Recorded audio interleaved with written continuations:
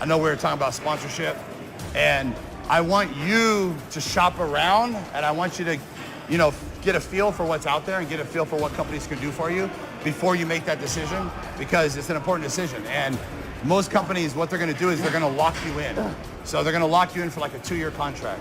And what that means is, you can't go somewhere else. So if someone else comes and offers you $5,000 a month and you're only getting whatever, you're stuck. And a bodybuilding career is short, it's not the longest career. So you can leave at any time and we can let you go at any time, and there's no hard feelings. It is also a business, and it is something that we are trying to make money at, and that's something I'm not going to deny. So, as far as athletes, having an Instagram following is a big benefit to the company. If you have 50,000 followers and you post an advertisement up or a picture of you, drinking, one of our supplements, then 50,000 people see that. That's a huge benefit for us. If you have 300 followers, it's really not going to help us that much. Earlier, when we were talking about videos, when you said you don't have time for videos and this and that, like, you gotta make time. And it's not for me, it's for you. Because what you get from a video, if it gets 1 million hits, it's something you cannot get through bodybuilding. Like right now, you have the look and you have everything, but nobody knows of you except for the people at Gold's Venice. Bodybuilders, we have a tendency to look at the next contest, but you have to look beyond that. You have to look 2 years from now. Pro bodybuilding is not what it used to be. Before, when you were a top pro, you were an instant success.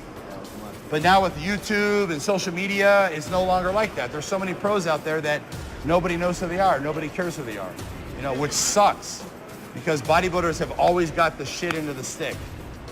Always, and they still do, and it's sad because bodybuilding is the toughest sport there is. It's 24 hours a day, and I think if you look at guys like me, you realize that YouTube and Instagram, that's what got us where we are. Not only do you want to be a successful bodybuilder, you want to be a rich bodybuilder.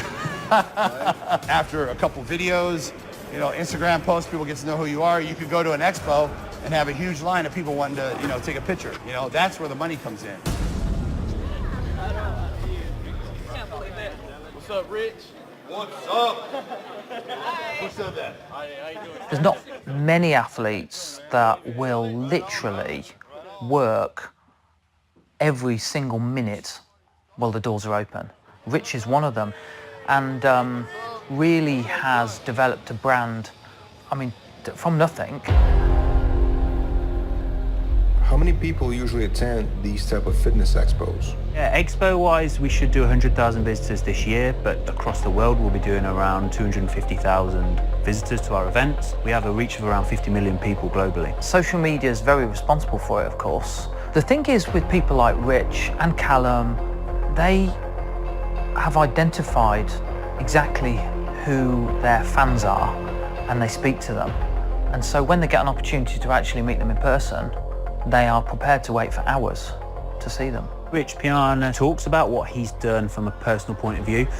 Right or wrong, he will say what has or hasn't worked for him. He's very outspoken. Some of the things he says, I think, but, it works for him. It's fun. It's fun making videos. It's fun editing. But I've noticed a lot of the big top people have started, not getting as many views as they used to, and I think that just people get tired of the same thing. You constantly have to, do new things and, keep people entertained. And it's kind of like, look at Madonna, how many times has she reinvented herself, and she's still going at it. It's like 30 years. And then you have like the Britney Spears where they have like a 7-year run where they're just the shit and then it's done and over with.